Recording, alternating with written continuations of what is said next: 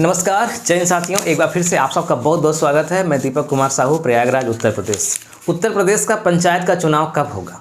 भाई 27 मई 2021 को पहली पंचायत का गठन हुआ था। उसके अनुसार 26 मई 2026 को 5 वर्ष पूरा हो रहा है। भारत के संविधान के अनुसार 5 वर्ष के कार्यकाल पूरा होने के पहले ही चुनाव हो जाना चाहिए, लेकिन अभी तक कोई अपडेट नहीं है ना। तो आखिर इस पर क्या है, तो मैं आपको इस पर बताने वाला हूं कि जुलाई के महीने तक में चुनाव हो सकता है। इस बार मई आखिर महीने तक में पंचायत गठन नहीं हो पाएगा। इस पर क्या अपडेट है, क्या क्या बातें हुई, हम आपको सिलसिलेवार तरीके से समझाते हैं। देखिए, एक व्यक्ति हैं, उनका नाम है इम्तियाज़ हुसैन। इम्तियाज़ हुसैन ने एक हाई कोर्ट में याचिका दायर करी। हाई कोर्ट में इन्होंने कहा कि भारतीय संविधान के अनुसार जो अनुच्छेद 243 है, 243 का ई कहता है कि पंचायत का जो चुनाव है, पंचायत चुनाव, वह 5 वर्ष पूरा होने के पहले ही हो जाना चाहिए। यानी जो पिछली पंचायत का गठन हुआ था, जिसमें पंचायत की पहली बैठक हुई थी, वो हुई थी 27 मई 2021 को। अब यहाँ से शुरू कर दीजिए, 5 साल जोड़ दीजिए, तो 26 मई 2026 को ये 5 वर्ष पूरा हो जा रहा है।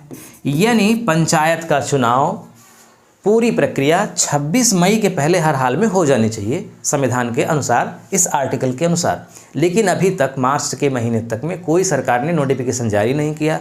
राज्य निर्वाचन आयोग कोई बात नहीं बताया इस पर। SIR का भी मामला चल रहा है, तो कहीं ये पंचायत का चुनाव टालने की बात तो नहीं हो रही है। अगर टालने की भी बात हो रही है तो पब्लिक को जानना चाहिए, अधिकार है, या कराना है तो कब कराना है। इसी बात को लेकर के याचिका दायर करी हाई कोर्ट में। तो हाई कोर्ट के 2 न्यायाधीश थे, अतुल श्रीधर और एक व्यक्ति हैं, एक और न्यायमूर्ति थे सिद्धार्थ नंदन। इन दोनों ने उत्तर प्रदेश के राज्य निर्वाचन आयोग को फटकार लगाई, सरकार को भी पूछा कि आप पंचायत चुनाव को लेकर के कोई बात क्लियर क्यों नहीं कर रहे हैं, आखिर कब करवाएंगे चुनाव। बहुत कड़े शब्दों में बात रखी, पूछा। उत्तर प्रदेश पंचायती राज विभाग के इस समय प्रमुख हैं ओम प्रकाश राजभर। उनसे भी मीडिया वालों ने पूछा, तो उन्होंने भी गोल मटोल बातें करी और बताया कि 15 अप्रैल 2026 को जो SIR चल रहा है इस समय, उसकी अंतिम रिपोर्ट प्रकाशित होगी। यानी जो वोटर लिस्ट बन रही है, जिनका नाम काटा गया, जिनका नया नाम जोड़ा गया, उसका आखिरी अपडेट पूरा 15 अप्रैल को होगा। तो 15 अप्रैल के बाद ही चुनाव की घोषणा हो जाएगी। लेकिन अब मामला ये है कि अगर 26 मई के पहले ही कराना है, भाई 26 मई को तो ख़त्म हो रहा है, 5 साल से अधिक होना नहीं चाहिए। तो यहाँ पे तो 1-1.25 महीने के अंदर क्या क्या कर लेंगे हम भाई।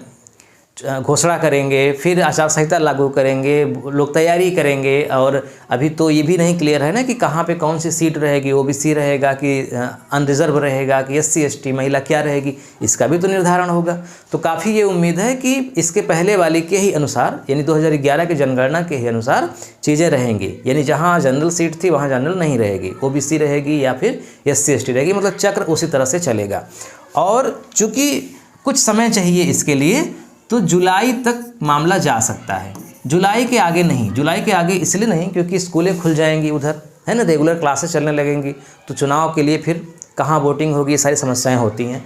तो जुलाई के फर्स्ट वीक में, जब स्कूलें कम चल रही होती हैं, या जून के आखिरी सप्ताह में चुनाव हो जाएगा। अब यहाँ पे एक टेक्निकल मामला ये है कि 5 वर्ष से ज़्यादा हो जा रहा है, तो क्या 5 वर्ष से ज़्यादा हो सकता है? 27 मई 2021, 26 मई 2026, लेकिन जुलाई यानी ज़्यादा हो रहा है, अगस्त तक में गठन होगा।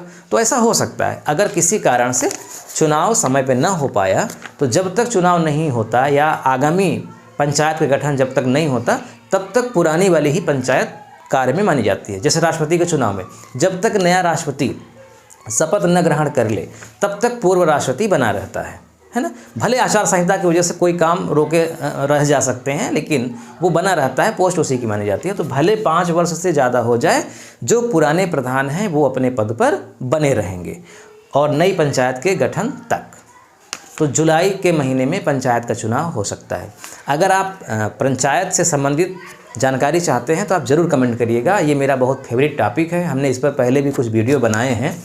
तो आपको हम बहुत विस्तार से समझा सकते हैं कि पंचायत का चुनाव कैसे होता है, ग्राम प्रधान की पावर क्या होती है, वार्ड मेंबर क्या होते हैं, कितनी समितियां होती हैं, ये सब कुछ हम बहुत डिटेल में पढ़ा सकते हैं। तो अगर आपकी इच्छा होगी तो आप कमेंट करिएगा, अधिक से अधिक अगर कमेंट आएगा कि पढ़ाइए तो मैं फिर इस टॉपिक पर 4-5 वीडियो में डिटेल में आपको समझाऊँगा। वीडियो देखने के लिए आपका बहुत बहुत धन्यवाद। इस वीडियो का लिंक अपने दोस्तों में खूब शेयर करिएगा। मिलता है नेक्स्ट वीडियो में। नमस्कार।